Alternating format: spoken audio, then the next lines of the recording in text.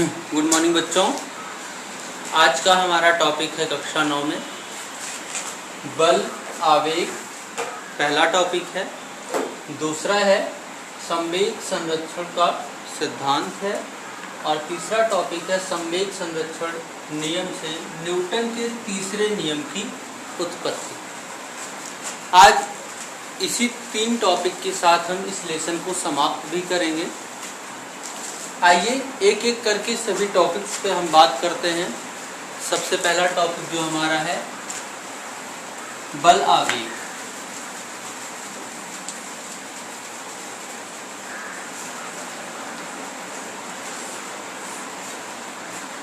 बल आवेग किसे कहते हैं, टॉपिक की शुरुआत यहीं से होगी। इसकी परिभाषा बहुत ही आसान है। इसकी परिभाषा अगर आप देना चाहें तो कह सकते हैं कि जब कोई बहुत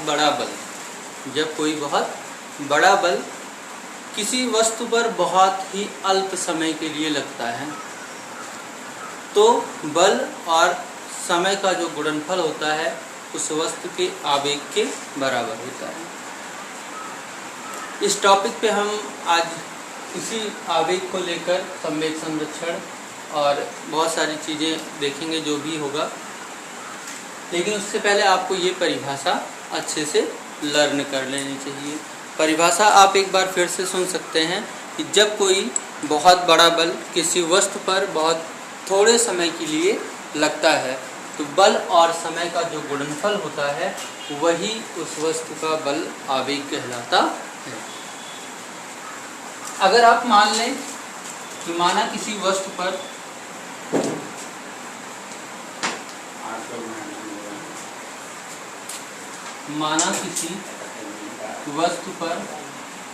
F बल एक बहुत अल्प समय अंतराल डेल t के लिए कार्य करता है। हम बल आवेग की परिभाषा में क्या बोले कि बल और अल्प समय का जो गुणनफल होता है वही बल का आवेग कहलाता है। तो वही हमने यहाँ पे मान लिया कि माना कोई बहुत बड़ा बल है जिसका मान कितना है F है, जो बहुत थोड़े से समय अंतराल डेल t के लिए, जब हम समय अंतराल को बहुत थोड़ा सा लेते हैं, वैसे समय अंतराल को ही हम डेल t से नोट करते हैं, तो डेल t समय अंतराल के लिए लगा तो उस वस्तु का जो बल आवेग होगा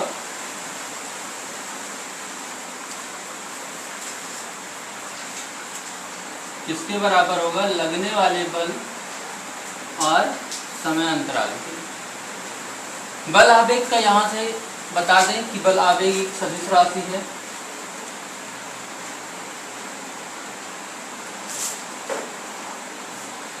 इसकी दिशा सदैव बल जिस दिशा में आरोपित होता है उसी दिशा में होती है। किसी भी वस्तु का जो बल आवेग होता है वो क्या कौन सी राशि होती है, सदिश राशि होती है।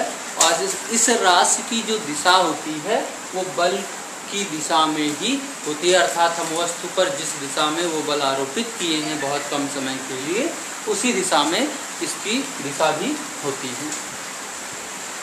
इसका मात्रक निकालें हम अगर MKS या SI पद्धति में तो लिख सकते हैं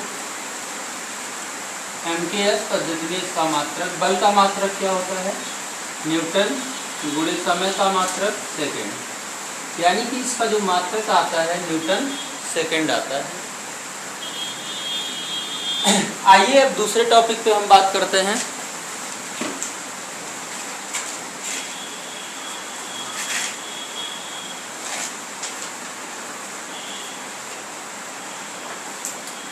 दूसरा टॉपिक है हमारा संवेग संरक्षण सिद्धांत। अगर आप इसे अच्छे से देखें तो लिखा क्या है, संवेग संरक्षण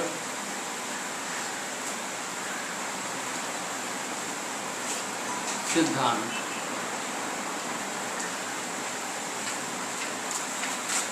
अगर आप इन शब्दों को तोड़ दें तो शायद आपको आधी बात पहले ही समझ में आ जाएगी। संवेग हमने पीछे पढ़ा था, संवेग किसे कहते हैं, किसी वस्तु के द्रव्यमान और वेग की गुणनफल को ही उस वस्तु का संवेग कहते हैं, इसे P से नोट किया जाता था, P बराबर mv, ठीक है। और संवेग का मात्रक क्या आया था, किलोग्राम मीटर प्रति सेकंड। संवेग के बारे में हम चर्चा कर चुके हैं। हमें आज करना क्या है, संवेग संरक्षण का सिद्धांत बताना है। क्या होता है संवेग संरक्षण का सिद्धांत? तो यानी कि संवेग किसे कहते हैं ये तो आपको पता ही है। आइए देखते हैं संरक्षण मीन्स क्या होता है। संरक्षण का मतलब निश्चित होना, सुरक्षित होना, ठीक है। तो संवेग सुरक्षित होता है, इसका क्या सिद्धांत है, क्या प्रिंसिपल है, क्या ऐसा होता है कि नहीं होता है, आइए ये जानते हैं। तो संवेग संरक्षण का सिद्धांत कुछ ऐसा है कि कहा जाता है कि यदि दो या दो से अधिक पिंडों का कोई समुदाय है, कोई समूह है, कोई ग्रुप है, जैसे मान लेते हैं हमने एक बर्तन में कुछ गेंदें रख ली,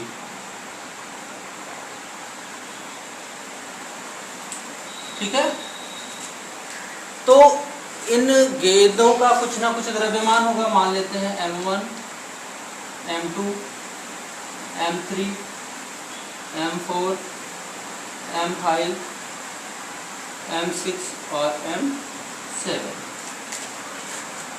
जैसे हमने किसी बर्तन में कुछ गेंदें ले ली, अगर हम इन गेंदों पर कोई बाहर से बल ना लगाए, ये स्वतंत्र हों, इन पर कोई बाहर से बल ना लगे, तो इन गेंदों का जो संयुक्त संवेग होगा, कुल संवेग होगा, वो निश्चित होगा।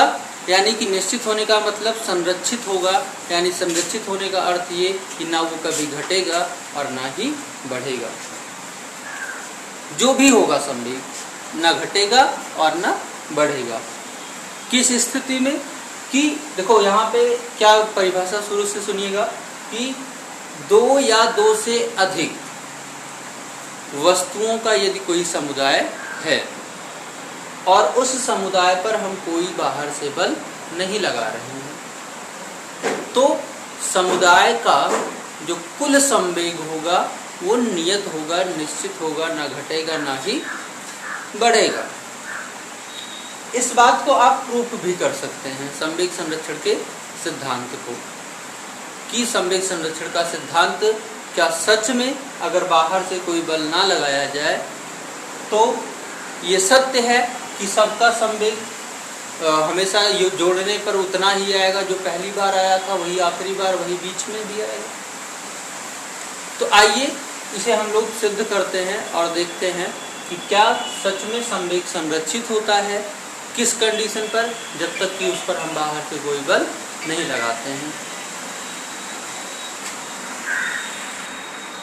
तो चलिए देखते हैं। पहला जो तरीका है वो आपको दो तरीके से इसे संवेग संरक्षण के सिद्धांत को प्रूफ कराया जा सकता है। जो पहला तरीका है वो ये है न्यूटन का दूसरा नियम।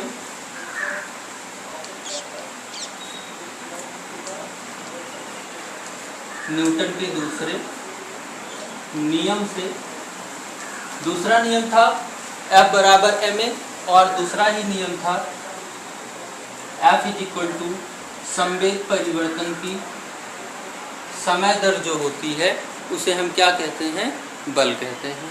अर्थात कह रहा है यदि बाहर से कोई बल ना लगाएं, बाहर से बल लगाने का मतलब ये हुआ कि F का कुछ मान होगा, लेकिन अगर बल नहीं लगाया जाएगा तो F इज इक्वल टू कितना हो जाएगा, 0 हो जाएगा।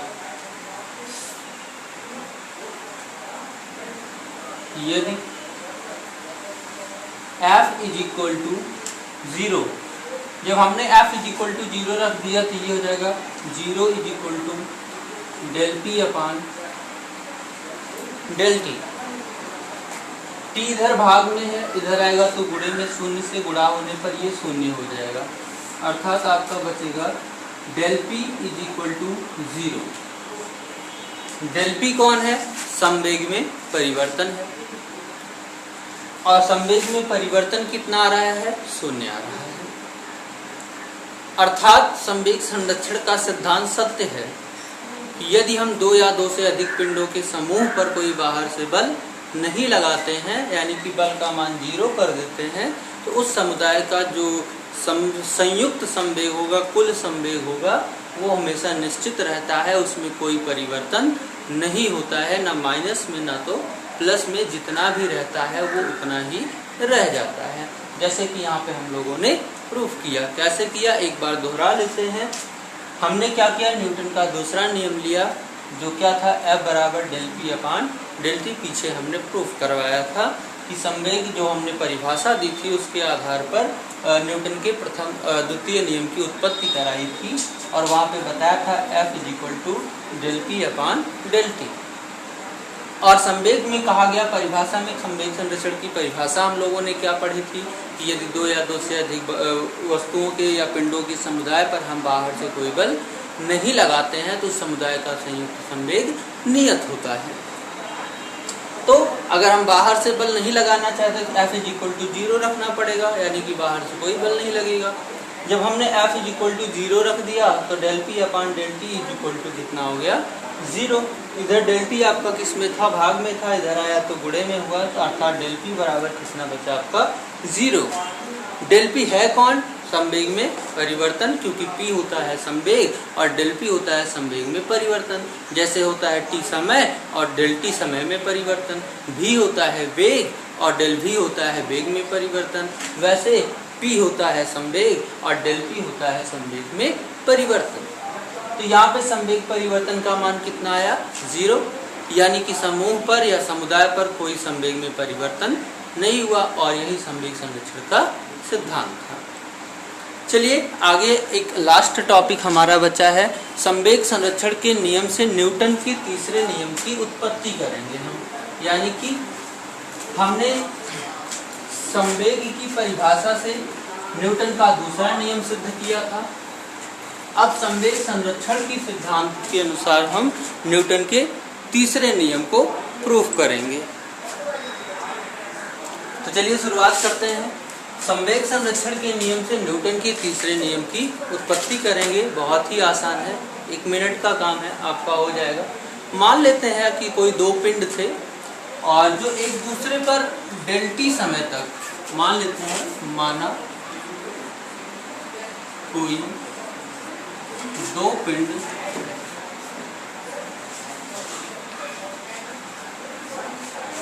परस्पर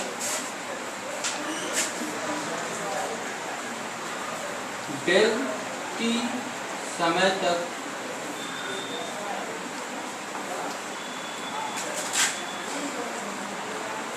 क्रिया करके एक दूसरे के संवेग में परिवर्तन करते हैं, डेल P1 तथा डेल P2 संवेग में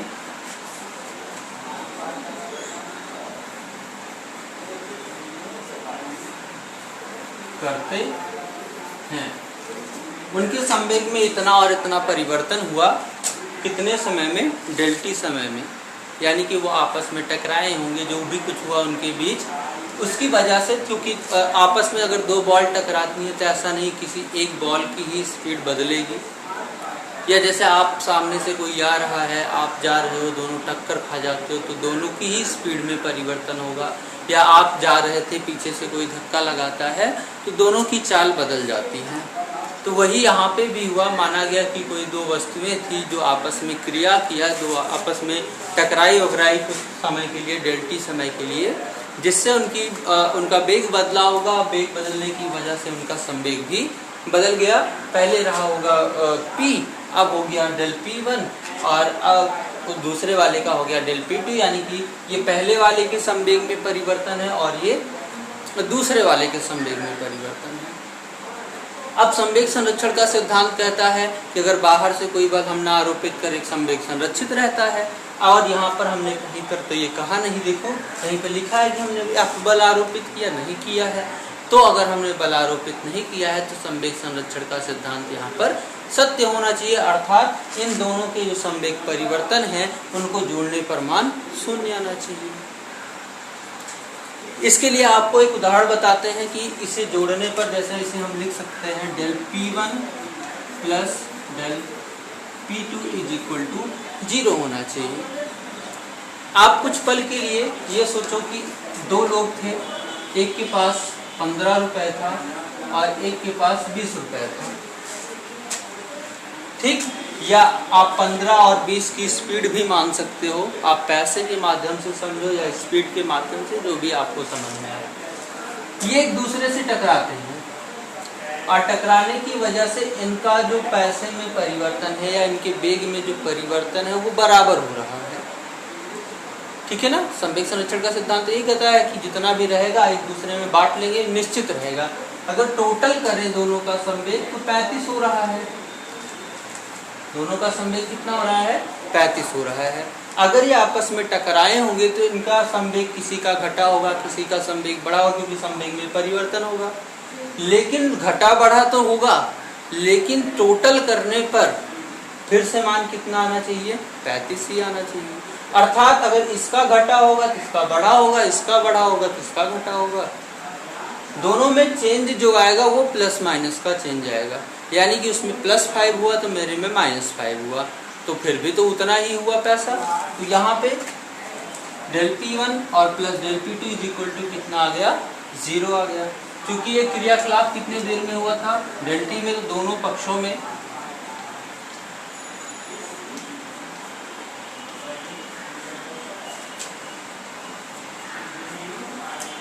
del T से भाग देने पर, चलिए ये हो जाएगा del P1 अपान del T plus del P2 अपान del T = 0। इधर ये प्लस में है, उधर जाएगा तो माइनस में हो जाएगा। ये आपका हो जाएगा del P1 अपान del T = minus del P2 अपान del T। वेग संवेग परिवर्तन की समय दर क्या होती है, बल के बराबर। हमने पहले ही संवेग की परिभाषा में प्रूफ किया था। ये हो जाएगी पहले के संवेग में परिवर्तन है तो पहले का बल F1 बराबर दूसरे के संवेग में परिवर्तन minus F2। F1 = -F2 Newton का यही तीसरा नियम है। आपको बताया था मैंने कि यदि हम किसी वस्तु पर कोई बल आरोपित करते हैं तो वह वस्तु हम पर उतना ही बल हमारी विपरीत दिशा में, यानी कि हमने अगर पूरब की दिशा में उस पर बल लगाया है तो वो हम पर पश्चिम की दिशा में बल लगाती है। यहाँ पर F1 यानी कि पहले द्वारा आरोपित बल बराबर है किसके, F2 के, यानी कि दूसरे वाले के लगाए गए बल के। लेकिन उस बल की दिशा क्या है, माइनस है, यानी कि इसकी पूरब है तो इसकी पश्चिम, इसकी पश्चिम है तो इसकी पूरब। कुल मिला के इन दोनों बलों की दिशा बराबर तो है, लेकिन इनकी दिशाएं क्या हैं, मान बराबर है लेकिन दिशाएं क्या हैं, विपरीत है। आज आपका ये बल वाला चैप्टर समाप्त होता है। हम आपको अगले वीडियो में इसके न्यूमेरिकल बताएंगे। इसके न्यूमेरिकल बहुत ही इम्पॉर्टेंट हैं, थोड़े से टफ पड़ेंगे लेकिन बहुत ही आसान होंगे। आगे मिलते हैं हम अब आपको अगली वीडियो में। और आप हमारे चैनल पे अगर नए हैं तो सब्सक्राइब कर लें और बेल आइकन दबाना ना भूलें। तथा अगर वीडियो अच्छी लगी हो तो लाइक कर दें, एक थंबनेल लगा दें, क्योंकि अंगूठा ही छुआना होता है आपको, तो आप टच करें और लाइक करें, शेयर करें। बहुत बहुत धन्यवाद।